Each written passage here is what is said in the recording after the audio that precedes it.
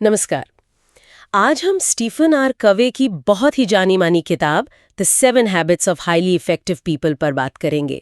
दुनिया भर में इसने लोगों की जिंदगियों पर असर डाला है। बिल्कुल। ये सिर्फ एक सेल्फ हेल्प बुक नहीं है, ये पर्सनल और प्रोफेशनल सक्सेस का कह सकते हैं एक नक्शा है।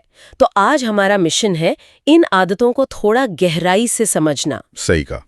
और ये आदतें ना सिर्फ कामयाब होने के टिप्स नहीं हैं, ये असल में हमारी बुनियाद, हमारे चरित्र को बनाने की बात करती हैं। ये सिखाती हैं कि भाई बाहर जो हो रहा है उस पर बस रिएक्ट करने के बजाय हम अपनी जिंदगी का कंट्रोल कैसे लें।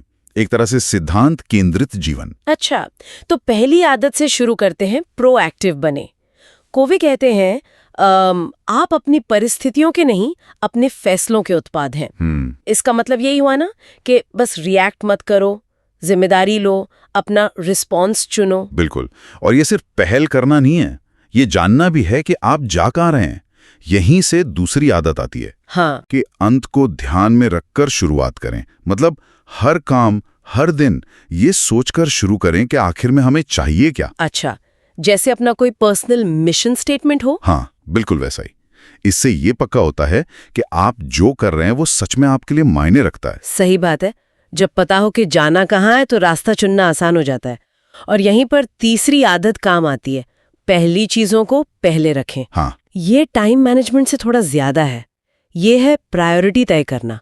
मतलब जो जरूरी है उसे पहले करना। हाँ, सिर्फ वो नहीं जो अर्जेंट लग रहा है। हाँ, कोवे कहते हैं ना कि अपने शेड्यूल को प्राथमिकता देने के बजाय अपनी प्राथमिकताओं को शेड्यूल करें। बिल्कुल सही। जैसे जरूरी प्रोजेक्ट पर काम करना पहले, बजाय इसके कि बस ईमेल देखते रहें जो आते जा रहे हैं। दिलचस्प बात यह है कि ये पहली 3 आदतें हमें पर्सनल विक्ट्री देती हैं, मतलब सेल्फ मास्टरी। अच्छा। में ऐसा हल ढूंढना जहां दोनों पार्टियों को लगे कि हाँ भाई हमारी जीत हुई है। पर ये विन विन सिचुएशन बनेगी कैसे? इसके लिए तो एक दूसरे को समझना बहुत जरूरी है ना। बिल्कुल।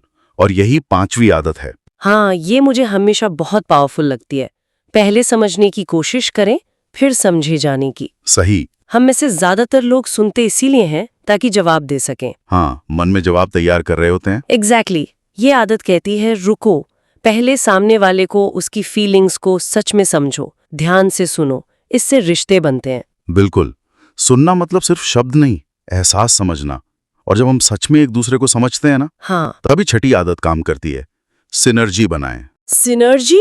ये क्या है? सिनर्जी का मतलब है कि टीम वर्क से ऐसे नतीजे पाना जो अकेले कभी नहीं मिल सकते थे। अच्छा। जब अलग अलग सोच, अलग अलग ताकतें मिलती हैं तो वो जुड़कर कुछ ज्यादा बड़ा बनाती है।